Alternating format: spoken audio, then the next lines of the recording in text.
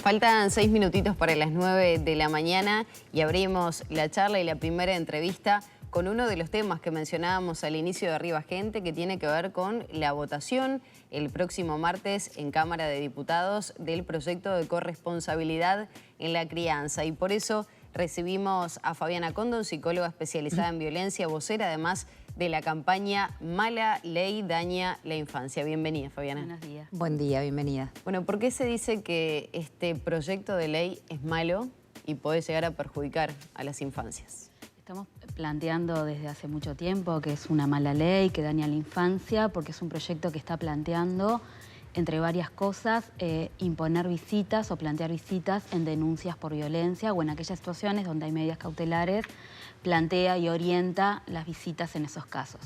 Por eso estamos hablando de que es una mala ley y en especial que es una ley que en caso de votarse este 11 de septiembre le generaría un daño irreversible, irreparable a aquellos niños y niñas que están viviendo situaciones de violencia. Ustedes, perdón, porque es importante que ustedes como que comparan o cuestionan el hecho de que la presunción de la inocencia de la persona que de repente tuvo una denuncia pero todavía no se probó su culpabilidad o no, termina siendo como la vía de entrada para la posibilidad de que los niños o adolescentes sigan estando en contacto con quien podría haberlos violentado y si se confirma ya es tarde, va por ese lado, ¿no? Claro, porque para bajarlo a tierra. Sí, para bajarlo a tierra capaz que hay confusión como de conceptos, ¿no?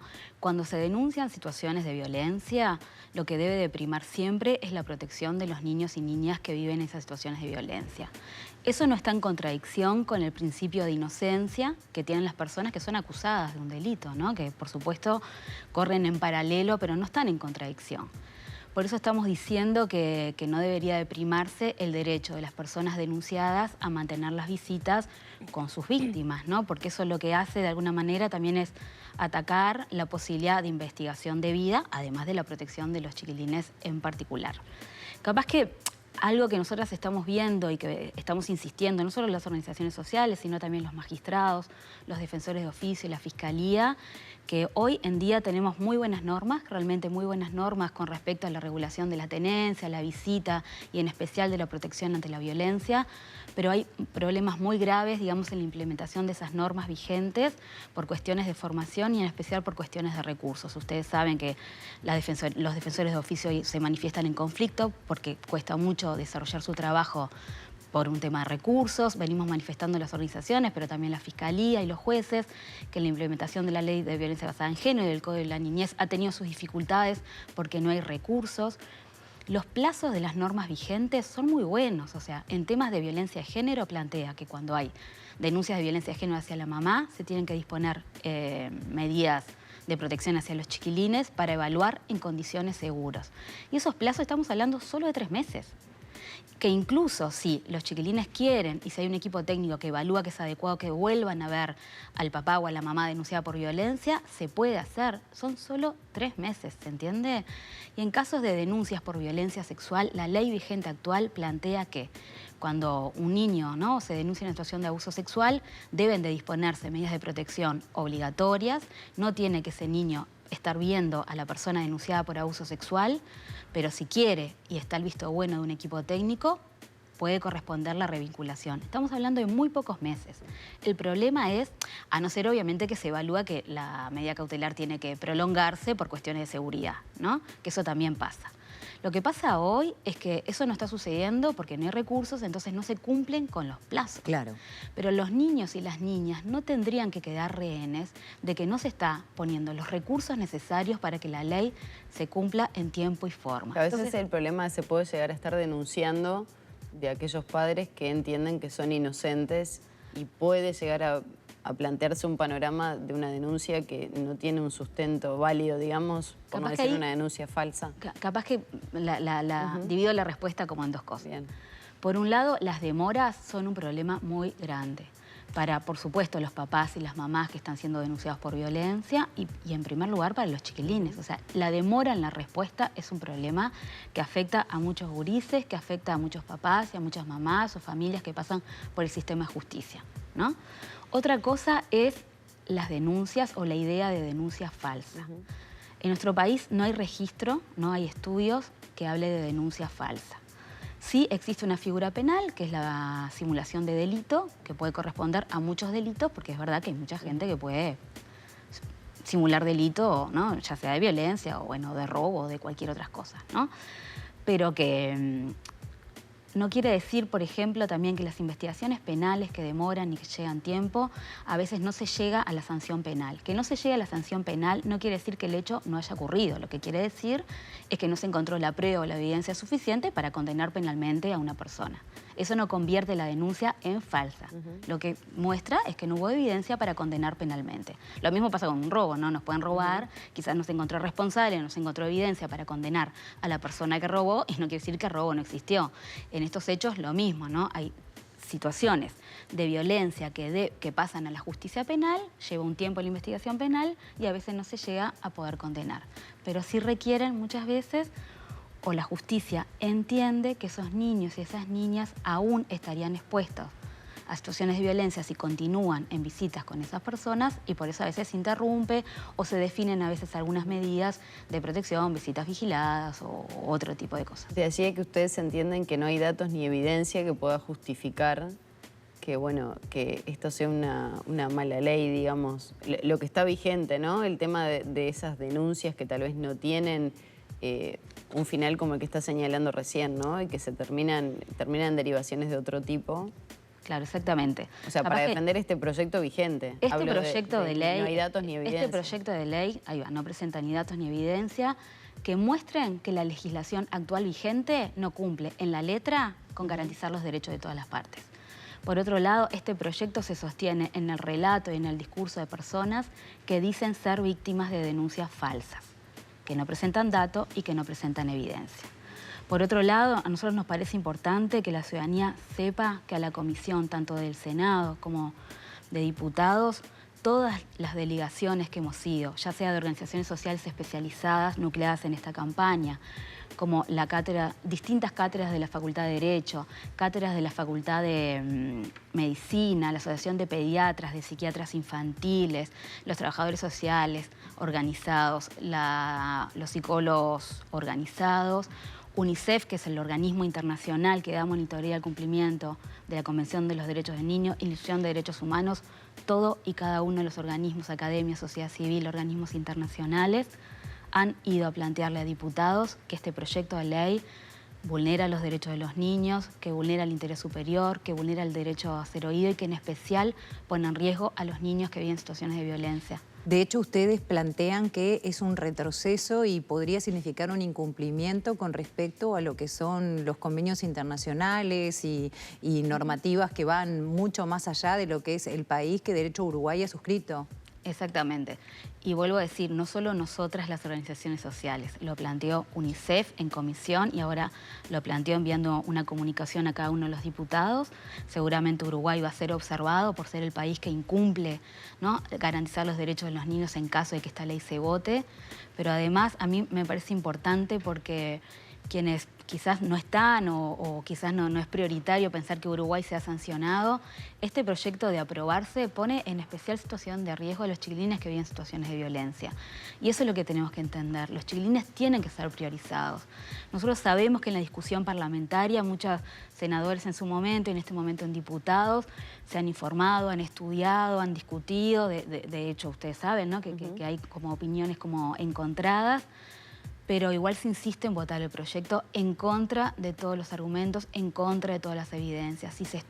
Nosotros en la página de ANON, la Asociación Nacional de ONGs, www.anon.org.uy, hemos publicado los documentos, hemos publicado las comparecencias de todos los organismos y de los especialistas, pediatras, psiquiatras, ¿no?, y los académicos, porque entendemos que la población tiene que enterarse, ¿no?, y preguntarle a cada uno de sus diputados por qué están votando un proyecto de ley que expone a los niños en situación de violencia, que va en contra de las opiniones de todos los expertos. O sea, me parece que eso es como muy importante. A los chiquilines tenemos que poder priorizarlos. Vivimos en un mundo profundamente adultocéntrico. De hecho, hablar de este tema a veces ha sido difícil porque es verdad que los temas vinculados a los derechos de la infancia no circulan en la agenda pública tampoco, ¿no? Hablamos poco del sufrimiento de los chiquilines. Bueno, el argumento de quienes defienden este proyecto es que se pone también a los niños en el centro de la discusión y de la atención, porque se los deja sin ver a su padre, por ejemplo, en la mayoría de los casos. En algunas situaciones será la mamá también. Ese es el argumento o el relato de quienes ponen sobre la mesa este proyecto, pero no es ni la información ni el dato real de lo que existe.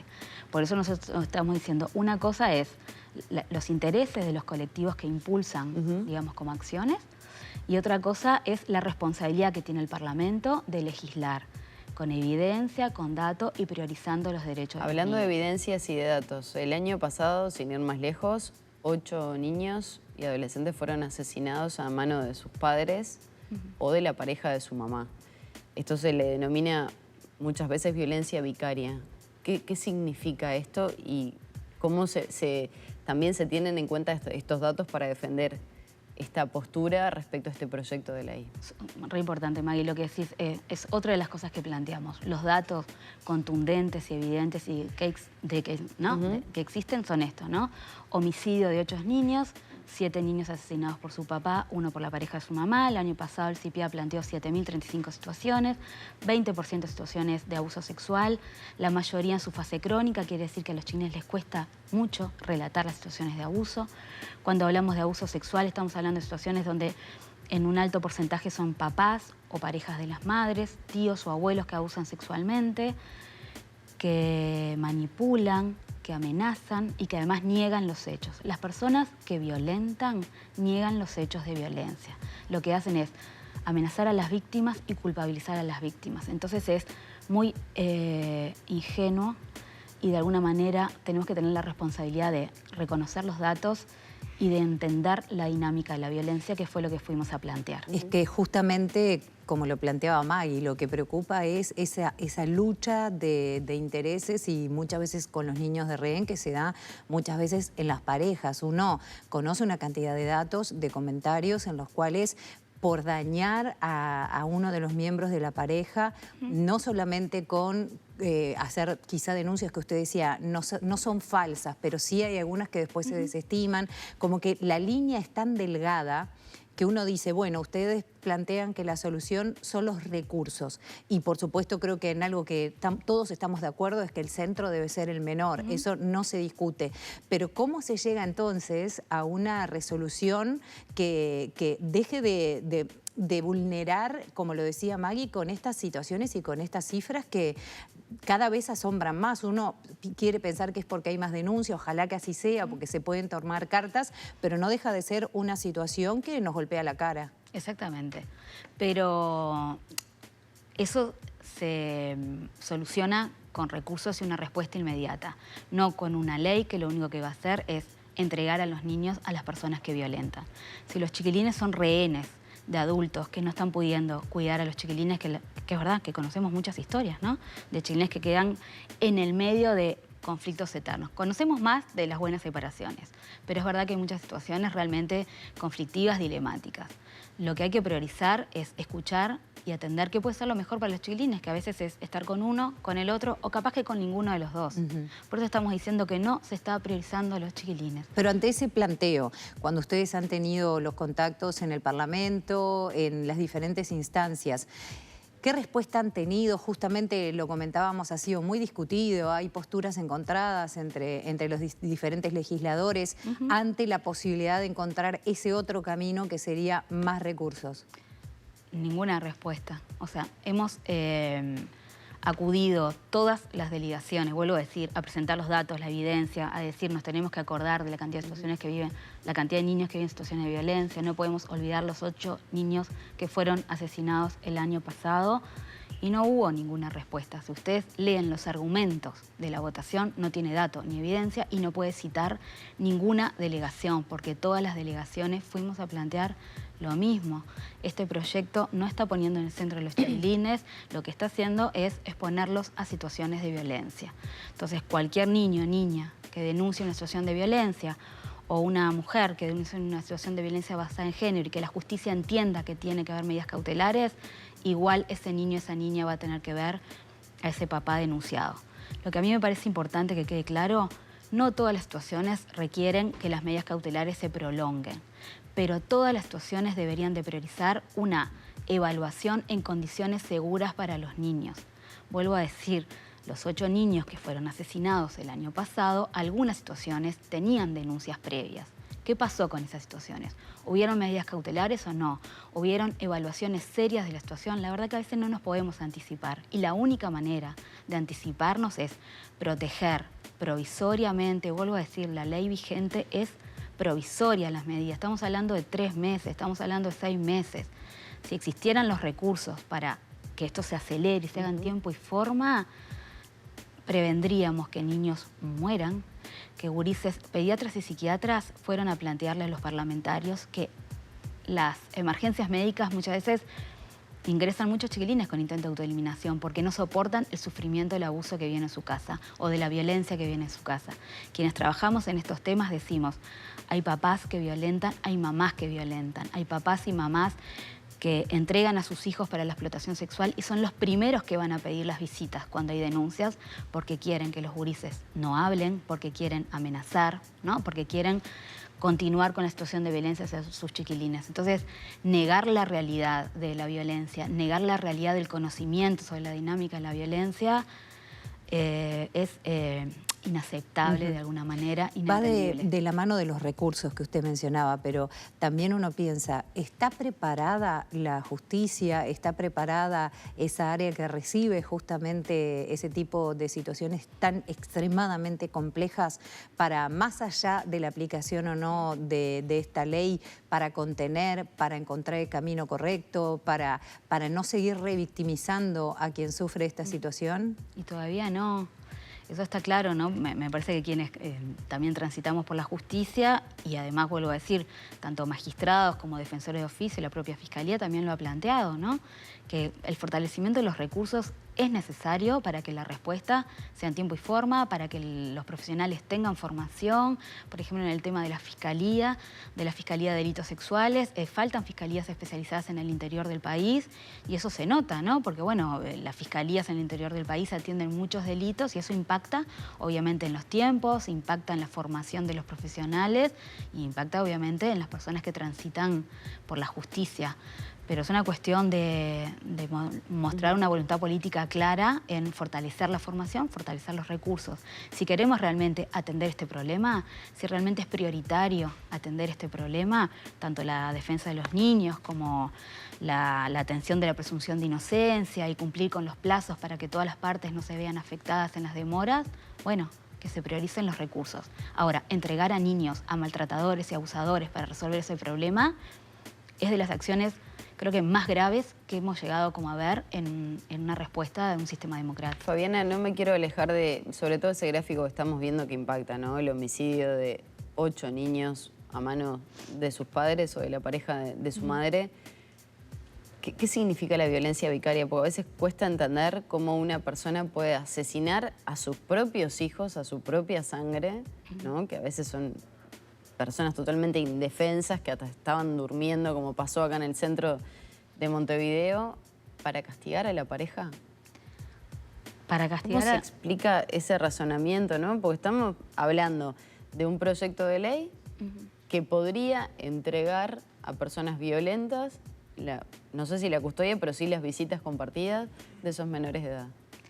Lo que tenemos que entender, aunque nos duela, pero es muy importante, es que los niños y las niñas que viven en entornos donde hay violencia de género son víctimas directas de esas situaciones. A lo largo como de los años muchas veces se utilizaba el término víctimas indirectas y quienes trabajan y producen información con respecto a lo que le pasa a los chiquilines empezamos a decir no son víctimas indirectas, son víctimas directas porque están creciendo en un entorno de hostigamiento, de amenaza y de miedo. Sí, en pleno desarrollo cognitivo, de la formación de su personalidad, que después termina incidiendo en nuevas generaciones, ¿no? Exactamente. Entonces, es verdad que muchos agresores, para hacerle daño a las mujeres, cometen actos tremendos y irreversibles como el homicidio, pero también nosotros decimos en el proceso, en cada día donde esos chiquilines estaban viendo, sufriendo y viviendo esa situación, también estaban siendo dañados. Por eso, en los protocolos de actuación de violencia de género contra las mujeres, a lo largo de estos años, logramos que se incorpore la mirada hacia la infancia. Porque incluso a veces hay mujeres que están en situaciones de violencia muy graves, ¿no? Y por el daño, por la amenaza o por cuestiones de no poder conectar a veces con el riesgo en el que están, sus hijos también están en riesgo. Y quienes trabajamos con niños y niñas decimos, bueno, las mujeres tienen derecho a pedir ayuda, pero en el mundo adulto y las instituciones tenemos la responsabilidad de proteger a esos niños. Hay mujeres que pueden denunciar y pedir medidas de protección y hay otras que no. Incluso hay situaciones donde se evalúa que esos niños tienen que ser separados de esos entornos de mucho riesgo, porque quizás las mujeres están en riesgo y muchas veces los niños también. ¿Se entiende? Desde el punto de vista de los chiquilines, que ese es el ejercicio que tenemos que hacer, pueden ser víctimas de violencia de género, pero también pueden ser víctimas de otras formas de violencia ejercidas por padres y también por madres.